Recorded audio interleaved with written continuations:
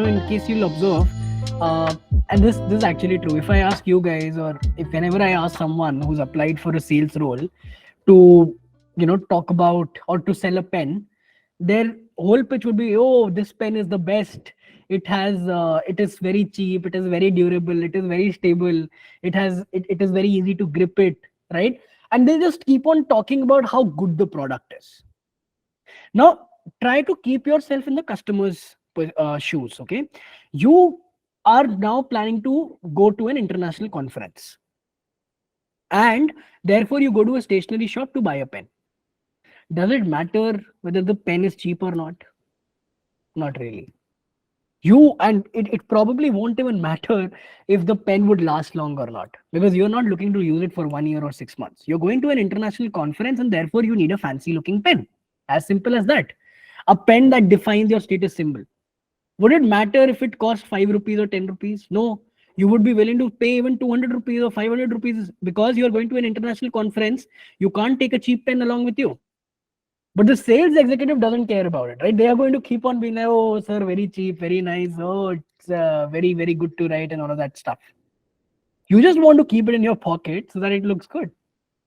But the sales executive doesn't ask those questions from you, right? So the problem is that whenever we are trying to sell a product, we always and should talk about the customer's problem. What are they facing? Why are they here? Why did they reached out to us as the very first place? Was it a problem that they were facing? Are they looking for some help? What is that they need? And once you have identified it, you simply need to, kind of check if your product can solve their need or not. Don't be one of those salespeople who tries to force their product on them. See if your product can actually solve their need. And if you feel that your product can actually solve their need, then you need to talk about how. Someone is looking to upskill themselves. They have multiple options to look at. You tell them that, hey, are you looking for something personalized, or you just want to watch something equivalent to YouTube videos? If you want to watch something equivalent to YouTube videos, go and buy a Udemy course, right? Because you're looking to network, you're looking to actually get access to people, you're looking for something that's more personalized, you're looking for a more meaningful experience, you have Metvy. So how are you actually, that's the point, right? If someone is not looking to upskill, how does it matter with respect to what I'm offering? Whether it's a live learning experience or a recorded video learning experience, if someone doesn't want to learn at the very first place, it doesn't matter. So you need to ask the questions to understand what the customer really wants, right? And using that, you need to talk about how your product can help them with that and why your product is best for doing that. If someone is just looking to buy a phone, would they go for Apple? Not really. But if someone is looking to update their status, then Apple is a great product to have. So you also need to understand what problem does your product actually solve, right? And very importantly, desperation does not help. If you're someone who's, and this is true, a lot of people I've seen in sales, they're going to become desperate. Sir, please buy the product. No, it's absolutely amazing.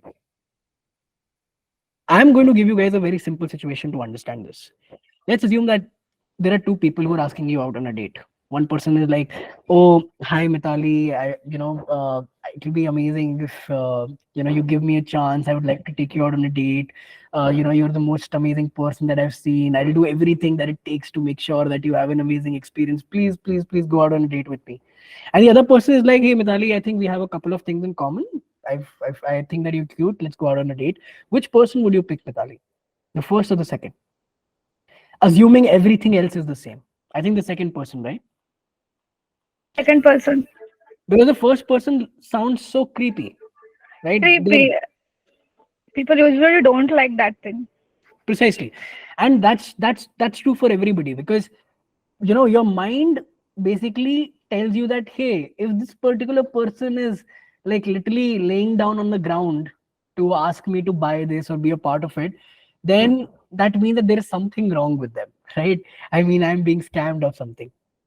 And therefore it's very important to not be desperate, and that is the reason why people who are not desperate end up getting things that they want, and people who are desperate almost never do when it comes to asking people out on date or selling a product or raising funds, right? Wherever you need the support of the other person, you cannot possibly be desperate. You need to talk about I mean, when you're going out on a date or when you're selling a product, it's not a one-sided relationship. It's not that you're only, that that you are the only one who's gaining out of the entire process. If the other person is buying your product, even they would get the product in return. If it doesn't have any kind of value, then only you will be desperate. Otherwise, why would you be desperate? Because they're also getting something in return, right? So if Aries is going out on a date with somebody, that somebody is also getting access to Aries in return. It's not that only Aries is getting access to that particular person. If Aries is all desperate, that will automatically mean that Aries doesn't add any value to the table, and hence Aries is being desperate for a date. As simple as that.